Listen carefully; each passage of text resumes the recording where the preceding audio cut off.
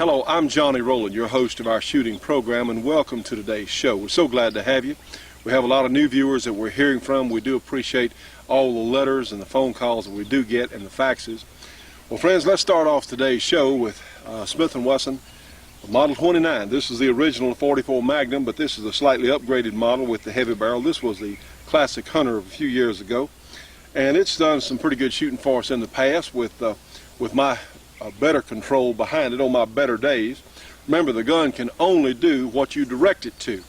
The gun doesn't shoot anything. It's the individual who pulls the trigger and aims it who is responsible for where that bullet goes and how that gun operates. Anyway, we are glad to have you. We have an interesting show for you today.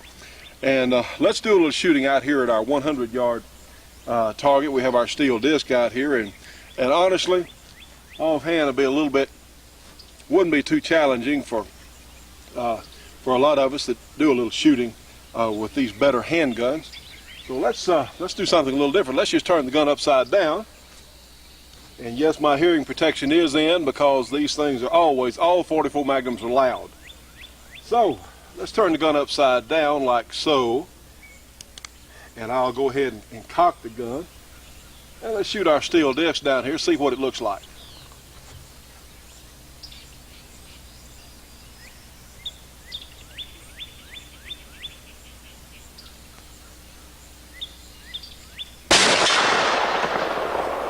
Well, again, not too big a deal. You know, for a lot of you could do that with a little practice, I'm sure, and some of you could do it a lot better than me. But we have some more targets over here at a couple of 100 yards, and let's see what it looks like over there.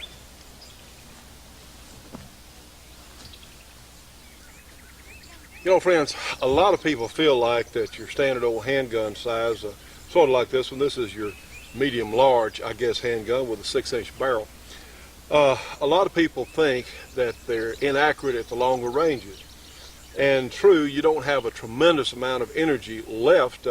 Certainly, maybe a little more than a lot of rifle shooters would give these things credit for, because you've got, in this gun, we've got a 240 grain bullet we're shooting today. But you know, Elmer Keith shot a deer that was wounded, if I remember the story properly, with his 44 Magnum, 6-inch barrel 44 Magnum. The deer was getting away, and he didn't want to see the animal suffer.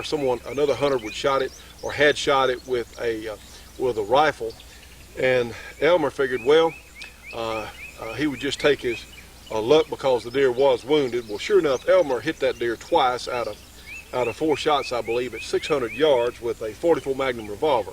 And of course, Elmer was one of the great estimators of range that's ever been, because when you get out at the longer ranges, you've got to know the trajectory of your bullet, because at 600 yards, believe me, a 44's got a pretty steep arc. But anyway, we have something minor here. This is only 200 yards over there, so let's just see how this looks this afternoon. And yes, I am going to use the luxury of a rest. All right, we'll shoot our disc first.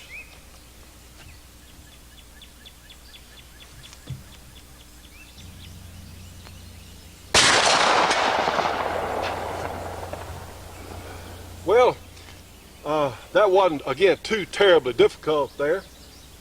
Let's try for the water bottle, increasing the degree of skill there, I suppose, a little bit.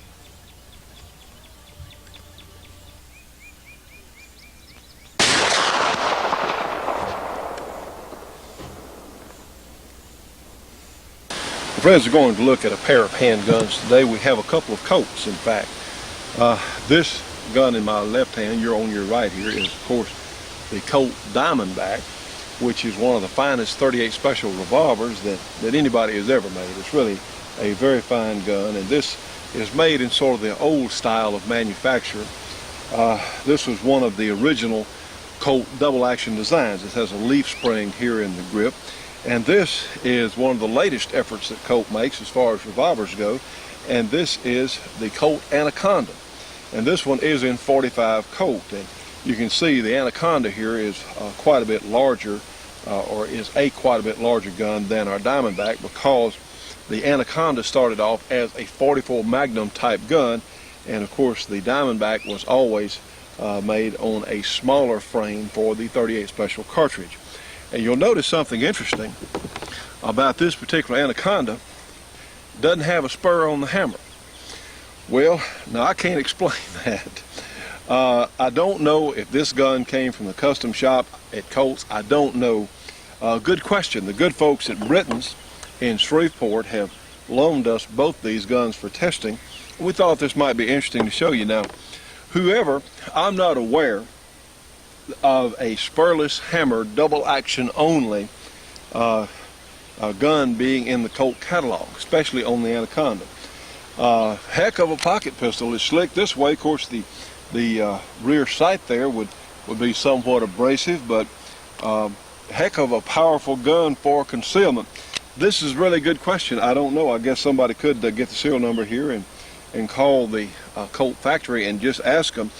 And if a custom gunsmith did this, well, let me tell you what, they did a nice job, because it looks darn near factory. In fact, it does look like a very, very nice hand job here, taking that spur off, and the trigger is smooth. It looks to be narrowed somewhat, so it looks like whoever got this gun had some fast double action shooting in mind, because it's very functional. I think it looks kind of neat. If you'd be interested in either one of these two guns, give Britton's in Shreveport a call. You can get their number from information there on Hollywood. They're in Shreveport, Louisiana, and they can send it to your FFL or to someone you know with an FFL, or your local gun shop for that matter. So you don't encounter that many Diamondbacks. This is not the most commonly seen gun. They were somewhat pricey. And let's take a look at a couple of the subtle differences between the older method of Colt's manipulation of revolvers versus their new philosophy here. Now, friends, we've taken our grip screw out, and let's take a look at the frame here. Notice how that grip is much bigger than the frame, but it certainly works. See, the hammer spring here is a leaf type. Now, these were very popular around the turn of the century and before. In fact, the first revolvers had the leaf type spring, and you can see how it works when the hammer is cocked. It compresses the leaf, and then, of course, the leaf will go back to its original position when the gun is fired. Also, another difference that you may find interesting, the little hand here, or the pawl that rotates the cylinder, it actually has two parts here. The first one moves the cylinder into position. This is the bolt here that locks into the bolt cut in the cylinder. But I'll show you something, how that affects things. Go ahead and close it. Now then, see, there's a little bit of play in the cylinder. And go ahead and cock the hammer. There's still a little play, but when you pull that trigger, it solidly, see, I'm pushing the trigger now, it solidly locks up that cylinder. And Colt used to say in their ads, into perfect alignment. Well, that's open for debate, but they were pretty darn good, because these guns have such a reputation. And notice when I release the trigger, see, it's still locked, release the trigger, and now it's get a little slack there. These were superior guns as far as accuracy went. Now then, friends, let's take our grip off the Anaconda, and you'll see that you have a modern coil spring type arrangement. And yes, we have we've got a screw loose there. We'll check that in a moment. You know, I'm always saying you have to check the screws on these revolver to be sure that, because you don't want to lose anything. We'll check this one in just a moment. But this is a different arrangement. Also, now the thing that's the same about the older Colts and the newer, you still have a cylinder release latch that pulls to the rear. And the Colts only lock up here in the back. Now they have a large stud type arrangement here on a good strong spring that locks into the cylinder, and they don't have a crane or a front lockup. Now that's just Colt, and their cylinders, instead of turning to counterclockwise like on a Smith & Wesson or Ruger double action revolver, they turn in the same directions their single actions have. They turn in a clockwise manner. So they've often said that the cylinder turns into the frame, and so they really don't need that front lockup. I'll leave that up to you, but these guns do work well, and they appear to be strong. Instead of on our old Diamondback and Python type guns and the previous things, the old officer's model and all that, you have a single pawl here. If we can get around here so we can see it. It's a single pawl that comes up, and you'll notice that the cylinder has a little bit of play like most of them do, and even in full cock or lockup, it's still going to have, triggers all the way back, still going to have a little bit of play there, but apparently that's not as big a deal. Revolvers, you know, have sort of a self-centering situation anyway. When that bullet is launched down into the barrel here, it'll sort of straighten itself out apparently. Although in many of the target guns that is something to be thought of, as little play as possible, but they still are very functional. Now, friends, what do Jim Clark Sr., K. Clark Michalik, Jerry Michalik, and Jim Clark Jr. have in common?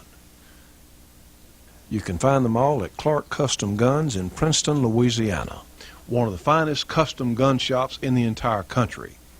They offer all sorts of custom packages on 1911s and other semi-automatics, from race guns to custom carry guns. They also offer a number of different custom packages for the Ruger 1022, and also have some very economically priced new 1022s in stock. Clark Custom Guns also has a good stock of Ruger Security 6s in blue and stainless at good prices. Clark Custom Guns offers some of the best revolver packages available anywhere, including action jobs on your Smith & Wesson or some other fine revolvers. In addition to custom work, they also have a completely stocked gun shop, anything from bullets to powder to accessories that you might want. Clark Custom Guns offers some shooting classes. You need to call for availability. Friends, it's certainly good for the shooting show, but good for yourselves when you call and get a Clark Custom Guns catalog. They have all sorts of things listed about their products and services and excellent prices. Give them a call. Area 318-949-9884. Again, 318-949-9884. Clark Custom Guns, the complete custom gun shop. Give them a call today. Tell them you saw it on the shooting show. You know, friends, all of us as shooting enthusiasts should be subscribing to Shotgun News, the trading post for anything that shoots. 3 big issues monthly with literally thousands and thousands of firearms bargains. Give them a call, 1-800-345-6923, a very inexpensive subscription price. Again, 1-800-345-6923. Subscribe today. Shooting Show will be right back after this break for your local cable company or TV station.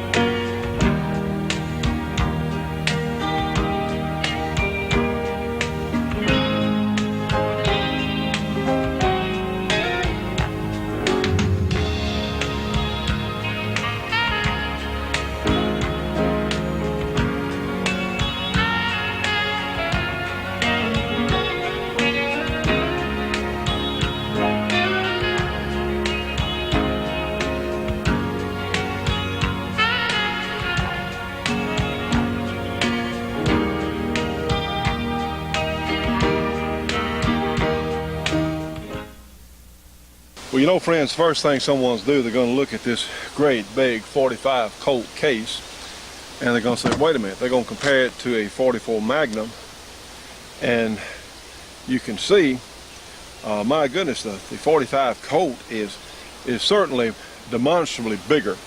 You can certainly tell the difference in a 45 Colt and a 44 Magnum. One reason is the 45 is a true 45. These are actually 451 thousandths of an inch in diameter for these bullets, and the 44 is not a 44, it's a 43.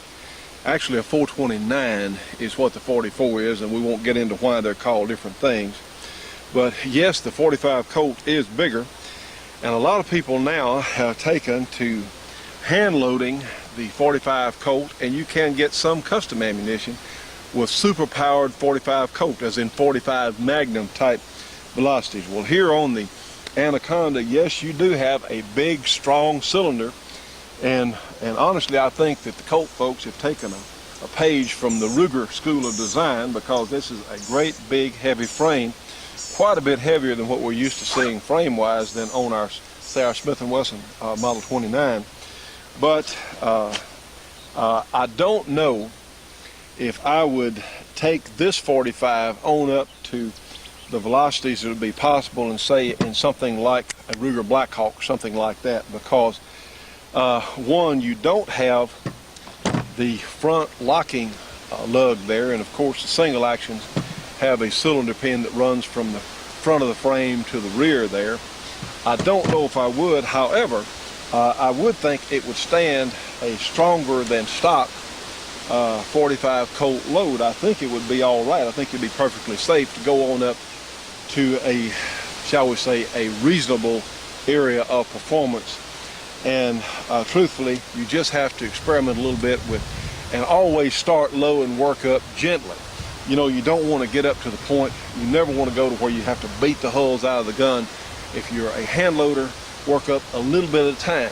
All you have to do is follow the directions in the loading manual, and that is very, very important, because there's no use in destroying any fine piece of equipment, or even worse, destroying your hand or hurting yourself needlessly by trying to make one cartridge into something it was never intended or designed to be.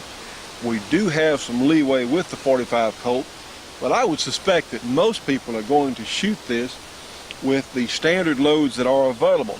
You can tell with the 250, let's see, this is a Winchester 255 grain lead, and a big bullet moving at a slow velocity is going to come out of this gun at about 800 feet per second.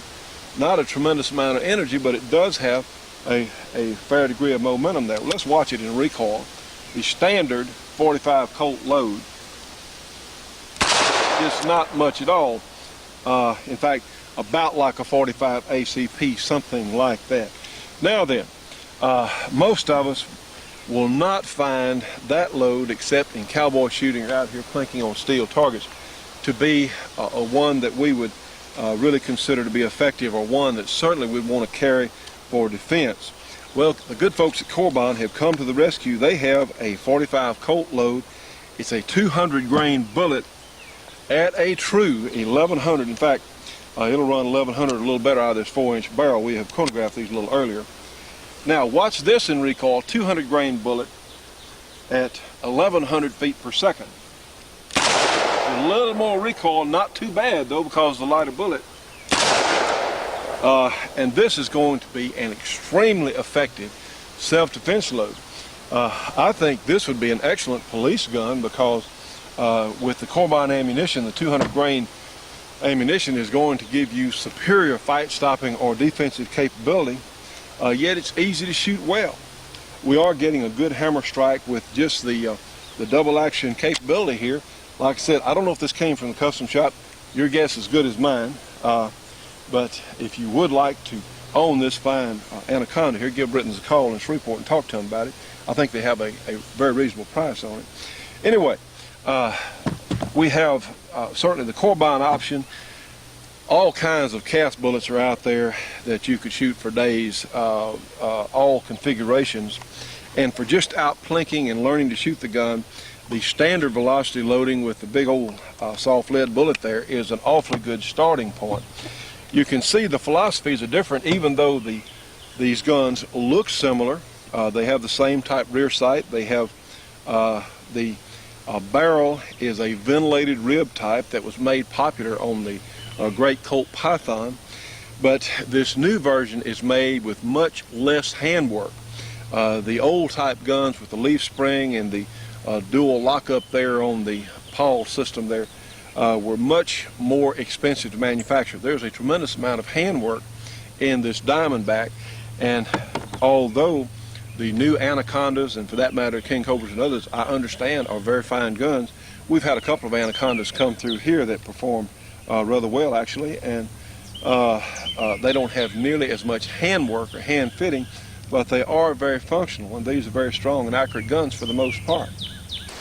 Now friends, there will be some people that will want to load up the 45 Colt to a level approaching the 44 Magnum. So what we did, we sectioned or took a hacksaw and literally cut apart a 44 Magnum case on your left and a 45 Colt case on the right, and both of these were made by Remington, so we get some consistency there in manufacture. And you can see that in this down here on that case head itself, can't tell really any essential difference, but look here at comparing the case wall. See the 44 Magnum right here where my finger's pointing is quite a bit thicker in this part of the case than the .45 Colt. Now realize the .45 Colt was originally a black powder cartridge, and under no circumstance would you want to shoot some old balloon cases with heavier loads. But when people talk about the .45 Colt case being thinner, this is what they're talking about. Now in the right gun with a good tight chamber, I don't know if that would make that much difference. There's some very fine and knowledgeable outdoor writers who seem to think that you can take the .45 Colt in the right handgun up to surpass the .44 Magnum, but in your average gun, the Smith & Wesson Model 25s, some of the others out there that may be issued in .45 Colt, and especially the old Colt single action Armies, under no circumstance should they be taken up to Magnum levels. You're just going to have to do your own research here, but if you're going to have a Magnum, my own judgment is, if you're going to have a Magnum handgun, start with a Magnum case and chambering. All right, friends, we've loaded some Corbine 38 Special Plus P ammunition here in our Diamondback. Let's just see how the little gun shoots. Go ahead and thumb cock it. Remember, you want that front sight clear. Your target blurred and your rear sight blurred, but you want that front sight clear. Well, sure enough, we hit our shot stop. Let's go for the back panel there. Well, it's doing real well. We're out here at about 20 yards.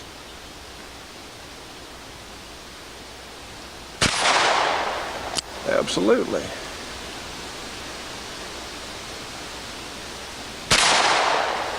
And we're shooting our medium shot stop here. We have one of each. Of course, the 22, we're shooting the one for the 9mm and 38 here. Well, I said these Diamondbacks are very easy to shoot well.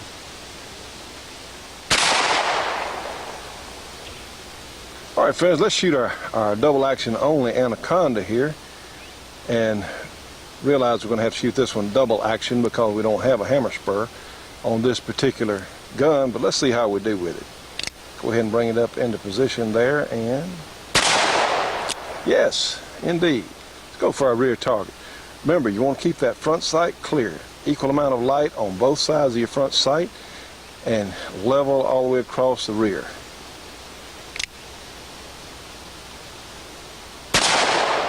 Oops, I had a miss there. I couldn't quite see the target. Let's try it again. Yes, indeed. Another shot with it.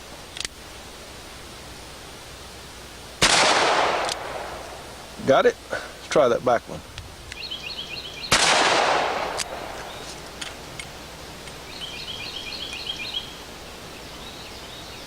Now, friends, this is important. If you're planning to use your .45 Colt gun for a defense gun, or if you're a police officer and you want to carry this particular caliber, this is a standard .45 Colt loading, one that dates from the black powder era. This is the new Corbine 200 grain jacketed hollow point, very large hollow point, much less penetration. This is going to make much more sense to use as far as a defensive or duty gun. We'll show you the difference in the two, how they perform. Now, friends, it's important. Some people might say, well, they want the heavier bullet because it'll have more knockdown. Well, as we've showed you on the program before, none of these handgun bullets, for that matter, most rifle bullets either, really don't have knockdown. They work on whatever target by disruption of the target media itself. And knockdown, it just ain't there. It's just not there unless you're shooting a shotgun slug, which actually does have quite a bit of momentum. But here's the standard lead bullet on our water bottle here on the right. Let's see what it does. Well, of course, as I said again, penetration. It penetrated both sides of our bottle. Knocked part of the label off, but otherwise our bottle's intact. Plug these holes, will be okay. Bullet in one side, out the other. Now then, not delivering, of course, very much shot to our target there. Let's try one of the Corbine 200 grain bullets at 1100 feet per second on our similar water bottle here. See what it does as far as demonstrating shot.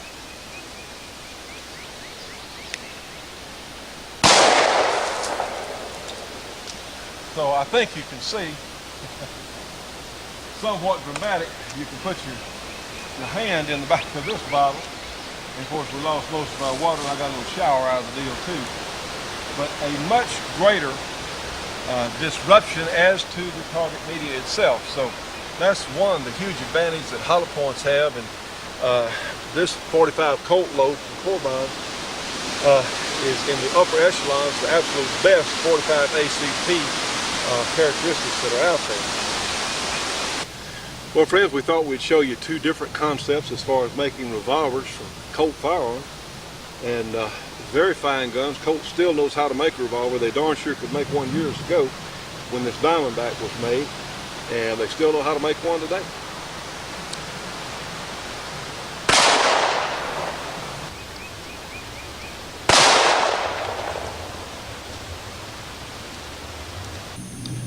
You know, friends, whether you want to be out on the range enjoying your .22 long rifle,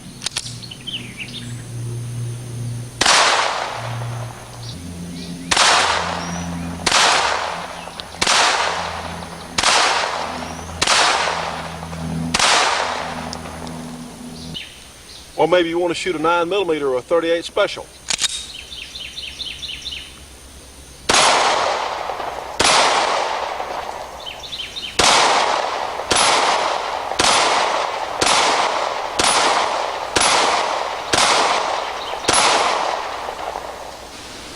Or maybe you want to shoot a bigger caliber like a 44 or a 45.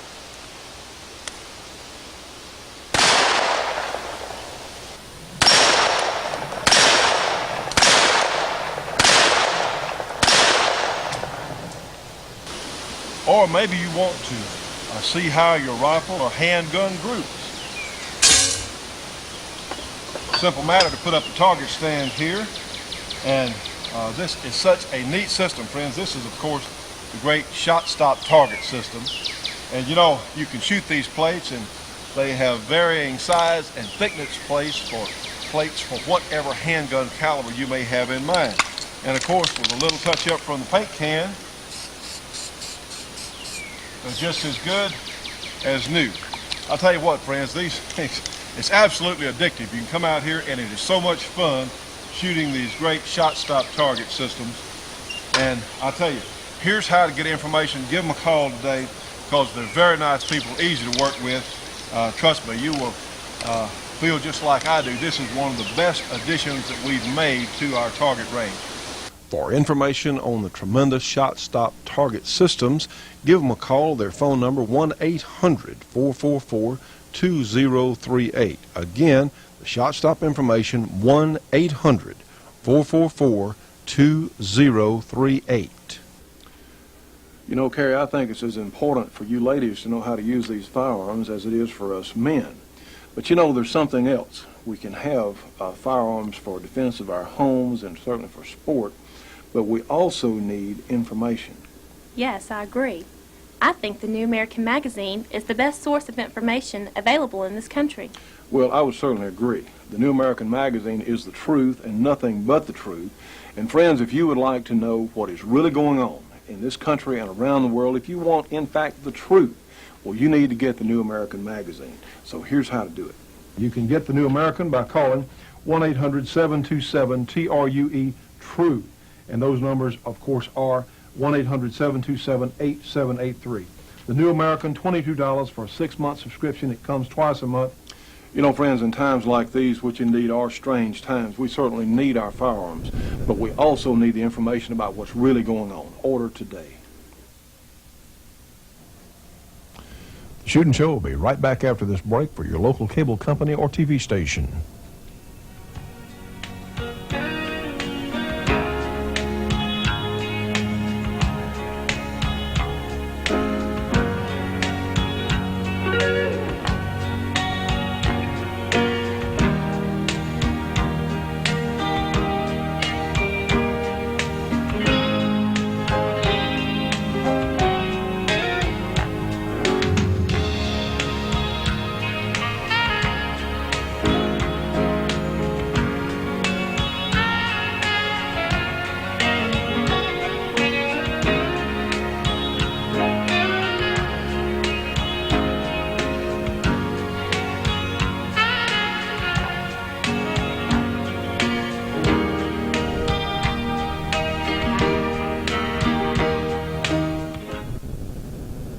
raven is a fitting emblem for the world's foremost source of life-saving and personal protection skills, Gun Sight Training Center.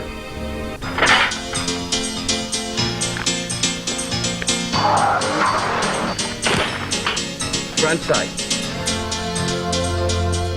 Get it off. Ready? Grip! The last thing you want to think about before you get started is you want to set your mindset. Okay? Get in your fighting mode and get ready to do business. The ability to handle your own personal safety yourself is a skill for the 90s. So your movement, your balance is very good. Your intensity and your level of awareness is very good. People have a tremendous change in attitude here. Go down to your target, stand about 1 meter back of your target, and do not taste it. Do not taste it. Relay 2, 7-meter line. We are the oldest and best. Here it comes back.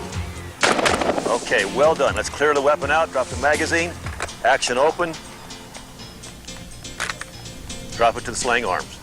Gun Sight Training Center, located in the heart of northern Arizona, is one of the largest private shooting facilities in the world today. Acres of rolling hills, sprinkled with juniper and scrub oak, set the stage for the novice to learn firearm skills, and the experts to elevate their technical skills to the highest level possible. Then you go on down to a standard crouch. The methods taught here at Gun Sight have set training standards throughout the world. Defensive weaponry techniques afford the greatest speed, power, and accuracy. Students attending Gun Sight are afforded the luxury of having an on-site custom shop for immediate service or repairs. It is a full-service gunsmith operation, performing the highest quality of custom modifications on all types of firearms, handguns, or long guns. And the Gun Sight Pro Shop, a retail service dedicated to providing the best shooting products and items available in the world today. The folks here at Gun Sight are the greatest. It is like a family. I come up here the second and third class and you see familiar faces. The people are the same and they recognize you, and it's nice to come up here and be a name, not just a face in the crowd. Now, friends, for information on the Gun Sight Training Center, on their custom shop, or on their pro shop, give them a call, area 520-636-4565. Area 520-636-4565. Get a catalog, get information on their custom shop, or on the tremendous stock in their pro shop. They're some of the finest people out there, friends. If you go to Gun Sight Training Center, you will definitely come back knowing, one, how to shoot a gun and how to better protect yourself in this dangerous world we live in. Well, friends, we hope you're enjoying our program. A couple of notes here I want to mention before we get started with our commentary. We had a cantilever machine on the program sometime recently, a few weeks ago, in fact, and someone wanted the phone number for Corbin Manufacturing, and you got a pencil ready. I'll go ahead and give you that. That's Corbin in White City, Oregon, and that number is area 541-826-5211. Again, 541-826-5211. And if you lose that phone number, it's Corbin Manufacturing there in White City, Oregon. That's where we got that cantilever tool. They also have a lot of other really neat things they do.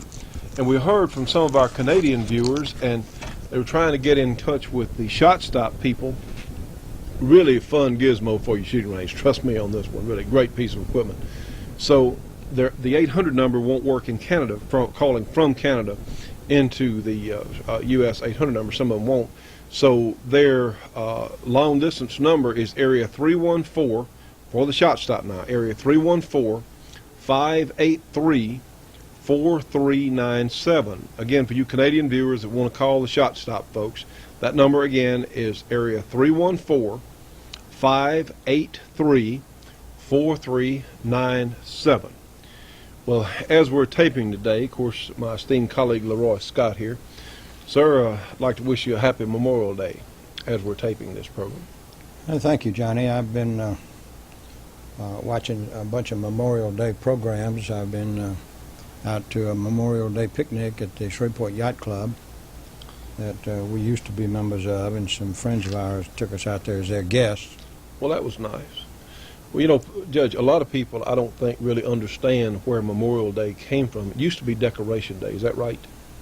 I don't know they called it Decoration Day. Memorial Day came about after the Civil War, war between the states, war of northern aggression. The Memorial Day came about as a way of honoring the dead and the living in that war. But that was a northern holiday. In the South, we've always had another Memorial Day that we call Confederate Memorial Day. I think it's been lost recently in the proliferation of holidays. But I intended to look that up before I came, but I forgot to do it. There is a Confederate Memorial Day at which we honor the dead and those that managed to survive that conflict. And of course, I distinctly remember this before World War II. I think after World War II, it kind of all merged into Memorial Day. Right. And of course, since then, it has included, I suppose, all veterans of foreign wars or all veterans of wars in the U.S. services. Am I correct? Yes, and incidentally, I hear people on the TV and on these big broadcasts, big network programs saying, for those who gave their lives. Johnny, they didn't give their lives. Their lives were taken from them. They were drafted and snatched into the military, and many of them were volunteers. It's true, but I don't think that very many of them just voluntarily said, "Here's my life." Yeah, I don't think so. Didn't MacArthur say he didn't want our people to give their lives, make the other country soldiers give their lives? That was Georgie Patton. George Patton said that. Okay, give their lives. But MacArthur was very husbandry about his troops, though, all in the Southwest Pacific. He didn't have many troops, and boy, he was very cautious about risking them. And in that island hopping campaign, used, I don't like that term, but had fewer American lives lost than any comparable campaign in history. But it was Georgie Patton that said, don't die for your country, let the other so-and-so die for his country. The NRA facts today, we have the animal rights extremists stepping up their threats. They were really upset about that youngster in Minnesota who was terminally ill and wanted to shoot a brown bear. And, you know, I don't understand how people can be so protective of animal life, and I am too, but then saying, a call from an animal hunter who asked, wouldn't it be more poetic justice if he shot himself instead of the bear? Well, these people are equating animal life with human life. They don't see a difference there, do they? They don't see any difference at all. As a matter of fact, I think they think animal life is more important than human life. That's contrary to all the biblical teachings. The birds of the air and beasts of the field were put on the earth to serve man. However, I'm not a hunter. I wouldn't shoot another animal if I could avoid it. I think I would be closer. Well, it wouldn't bother me to shoot an animal in defense of myself and my family, or defense of other people. It wouldn't bother me to shoot other people in that same sure, in defense line. of yourself and your family. And you know, that's what a lot of gun enthusiasts may not be hunters. It really doesn't make any difference to us. We're trying to protect our rights as citizens, and certainly our rights as to hunt if we want to. We've got a lot of things. Literally, it all comes down to they want to take. Johnny, the Second Amendment was not about duck hunting. Right. Nothing to do with hunting. Didn't have anything to do with hunting. Now, That's I support the hunters, even though I'm not a hunter, because I need their support in our efforts to preserve our right to keep and bear arms.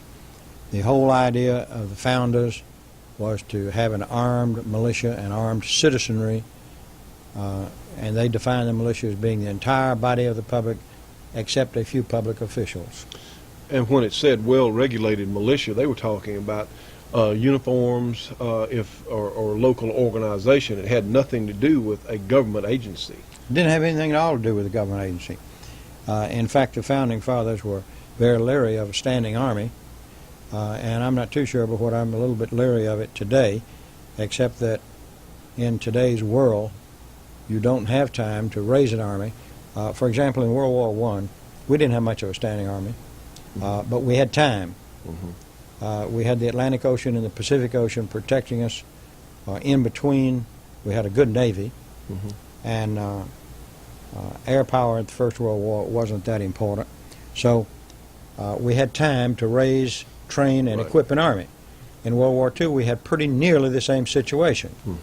And thanks to a couple of government programs, the Director of Civilian Marksmanship and so forth, we already had people that were trained to use weapons.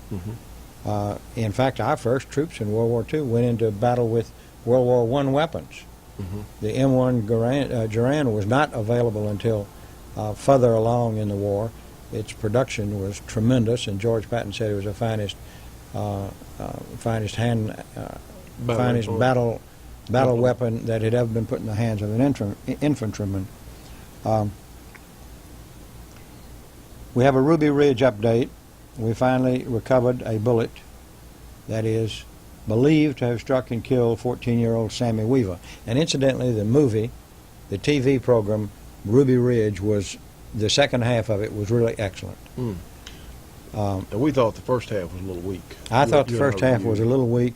And misrepresented, certainly Vicki Weaver. We thought they were awfully tough on her. And the second half wasn't perfect, but it was sure a lot better because it illustrated and showed the Marshal Service and the FBI in bald-faced lies. It showed how they had lied about what had gone on. About what had gone on. And anyhow, they now believe they found the 9mm bullet that killed Randy Weaver, and it's a silver-tipped 9mm, the type that only Marshal Cooper was using on the day. You know, the government has made vague claims about Sammy Weaver being killed by his father. Well, there wasn't any problem in that TV program. It showed exactly what happened. Right. Anyhow. Well, and I think whoever produced that, it was pretty nervy on major network television. Really, I have to congratulate them for that. Meanwhile, a federal grand jury in Washington, D.C. is in the 9th month of its probe to determine whether former FBI officials should be indicted for an alleged cover-up of the events surrounding the siege. That's another thing. Randy Weaver's place, the Waco situation, the Unabomber, the alleged Unabomber. Right. They have all referred to, and the standoff in Montana, they've all referred to the place where these people were as a compound. Right. A compound. Not as their home, not as a church, not as their property, but instead as a compound, indicating... Implying an armed fort type thing, right? That's right. Inflammatory language. Yes, it is inflammatory language. Well, as we've said on the program before, Randy Weaver is no longer Randy Weaver. He has a new first name, white separatist Randy Weaver. That's right. And they even called him that on the program. The fact is, they call him a white supremacist. Really? In the program. And as far as I know, nobody's ever made that accusation against him before. The NRAILA is on the Internet. If you want to get information about them, call them at 800-392-8683.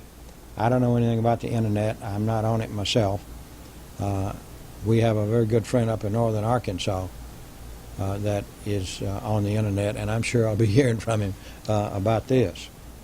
The grassroots political campaign that the NRA is sponsoring is going to Colorado on June the 13th in Colorado Springs on June 13th, and Denver on June 15th.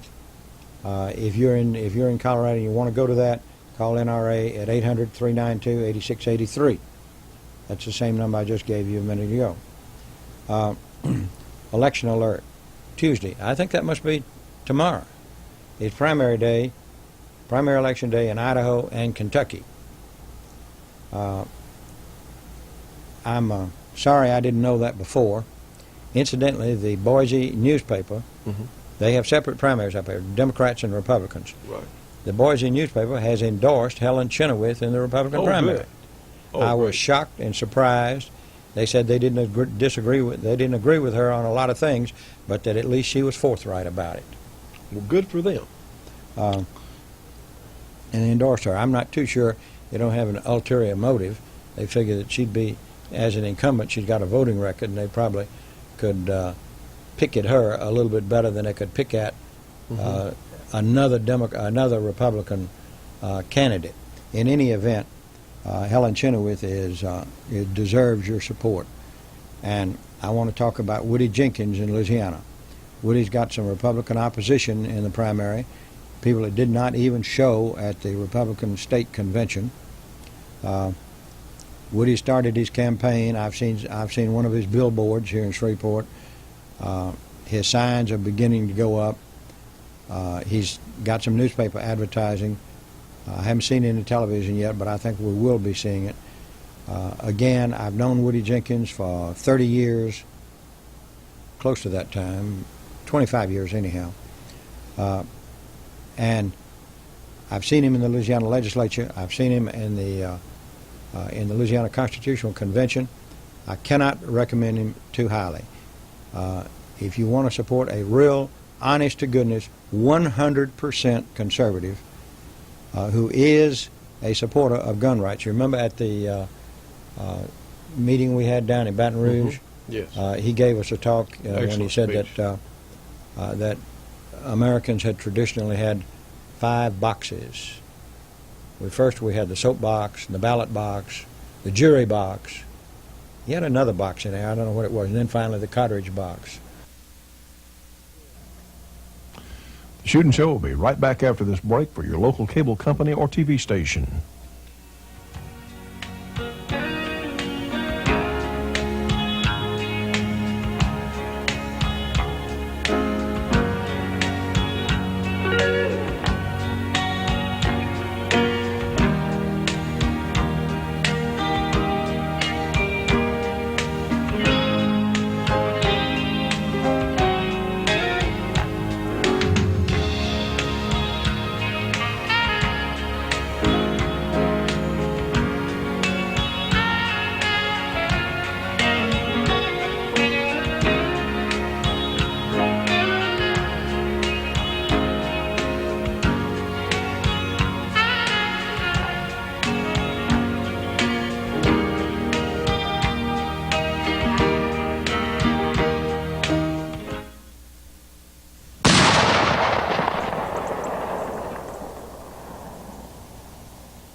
You know, friends, it's rare in any field of manufacture that one particular company has a clear-cut advantage over the others.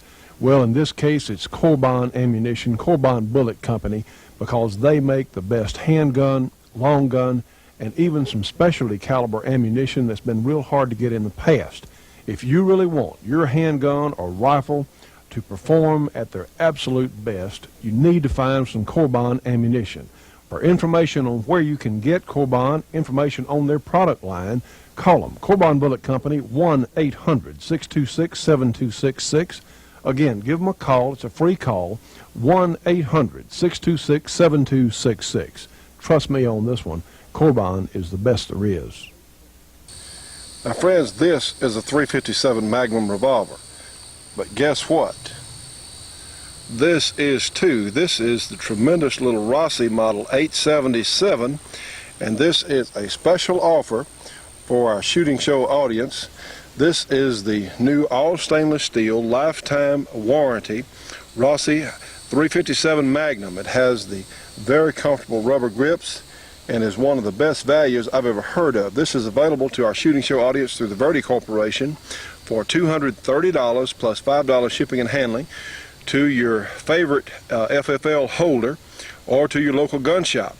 You'll have to call for information, but we have that number that we'll be happy to give you in just a moment. A tremendous little gun, very well built, a 6-shot, very small .357 Magnum revolver. And of course, being a .357 Magnum, it will shoot the Mile 38 Special, or if you want to shoot the full charge .357 Magnum,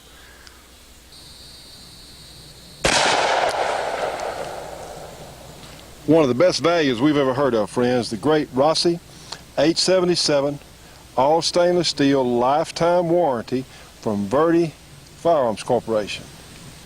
Catherine, how do you like that little Rossi .357 Magnum? I like it. It's not that heavy. It's not that heavy, and I'll tell you what, the recoil is just not bad at all. This is a new concept. Friends, let me tell you what, if you would like to have, hold up there, please, ma'am, if you would, and you can see it's really a small handgun, full charge .357 Magnum, which is no joke. If you'd like to have one of these, you can have one sent to your own FFL or to your local dealer. This is a shooting show viewer price now of $230 plus a $5 shipping and handling fee. Here's the number. Write this down. It's 1-888. It's a free call now. You know, there are 888 numbers in addition to 800 numbers. 1-888-215-1515. That's the Verde Corporation. Again, 1-888-215-1515. This is the Rossi Model 877 .357 Magnum, all stainless steel, lifetime guarantee or warranty on it, or repair warranty. Catherine, you could have this gun and they would repair it all your life, and if you have some children, you pass it down to one of your kids all their life, and if they have a child, they're just going through grandchildren now. Now, friends, that's fantastic, and I tell you what, this Rossi is no joke. That is a very, very fine piece of work here. $230, which I think is an absolute tremendous price. Just give Verde Arms Corporation their call and get one sent to your local dealer or to your own FFL. Woody is a relatively young man. He's still in his mid or late 40s. He's running for a vacancy in the United States Senate. He is a Republican. He is a top-notch candidate. I personally recommend him with all of the vigor that I am able to muster. Then, of course, in the look at the states, NRA has too much information here. They got information from Alaska, from Georgia, from Massachusetts, from North Carolina, Oklahoma, South Carolina, and so forth. We haven't had any primaries in Louisiana yet. In fact, candidates haven't even filed yet. But, you know, I saw something, I think in yesterday's paper, that our current pro-gun governor is listed as being the most popular governor in the entire United States. Oh, that's Foster. And you know, the first thing he did in his campaign, when he started off with 0% support, he said, support the Second Amendment. Elect Mike Foster governor. And he picked up from there and added other campaign issues and so forth, but he's been solidly Second Amendment, and he is solidly Article 1, Section 11 of the Louisiana Constitution, and he's sponsored while he was in the state Senate the concealed carry bill, and now as governor has gotten it through and has signed it. It's now state law. Well, he has been an excellent conservative and appears to be a very decent and right-thinking man. You know, Judge, I got a theory. You know, we talk to some of the anti-gun liberals occasionally, and, you know, I'm thinking these people have some kind of disease of the brain. I'm serious. I believe, you know, this is my opinion. Yes, in fact, it is my opinion. Probably some of the rest of you out there, too. They can't learn. They can't face reality. It's like they're retarded. The anti-gun liberals cannot face reality. They can't deal with self-determination. They can't deal with self-responsibility, personal responsibility. nobody's responsible for anything. It's always something else, somebody way off. It's always society. Always society. It's society's fault. And if anti-gun laws, if gun control laws don't work, it's because there are not enough of them. That's right. Not enough anti-gun laws. I really believe. I'm serious. I think it is some kind of mental disability that these people have. They cannot face reality, and they want to persecute those of us who can. You hear the